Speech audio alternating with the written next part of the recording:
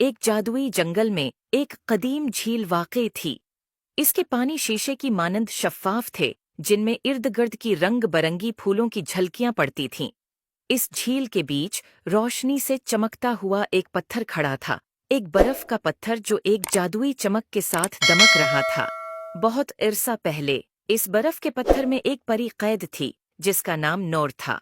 नूर के परों में हीरे की मानंद चमक थी, मगर एक दिन एक सियाह जादूगर जो उसकी ताकत से हसद करता था, जादूगर ने नूर को बर्फ के पत्थर में कैद कर दिया और उसके अर्ध-गर्द वक्त को स्टॉप कर दिया।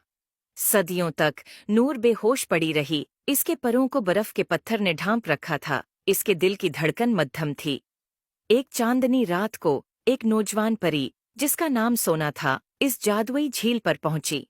वो एक तजस्सुस पसंद परी थी, जो जंगल में नूर को कैद होने का सुनकर यहाँ आई थी। जब वो झील के करीब पहुंची, तो उसने बर्फ के पत्थर को नरम चमक के साथ देखा, जैसे वो उसे अपनी तरफ बुला रहा हो। वो इसके करीब झक्की और उसकी गहराई में झांकने लगी। अंदर उसने नूर को देखा। उसकी आंखें बंद थीं, उसके चेहरे पर सुकून था, लेकिन एक अफसरदगी की झलक थी जिसने सोना के दिल को छू लिया। उसकी मदद के लिए पख्ता इरादा करते हुए सोना ने पत्थर पर जादू किया। बर्फ के पत्थर में लर्जिश आई, उसकी सतह पर दुराड़ें पड़ने लगें और अंदर से एक जबरदस्त रोशनी निकलने लगी, जो सोना और झील को एक चमकदार रोशनी से ढांप रही थी। रोशनी मद्धम हो गई और वहां नूर खड़ी थी। इसकी आंखें खुल गईं और इसने सोना की तरफ तशकर और हैरत से देखा। जंगल जिंदगी से भर गया, फूल दोबारा खुलने लगे। नूर, जिसका दिल खुशी से भर गया था, ने सोना को गले लगाया।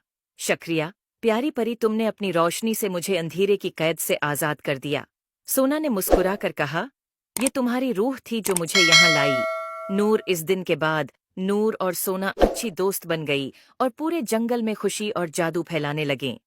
I hope you like it. Please like and subscribe my YouTube channel for more videos.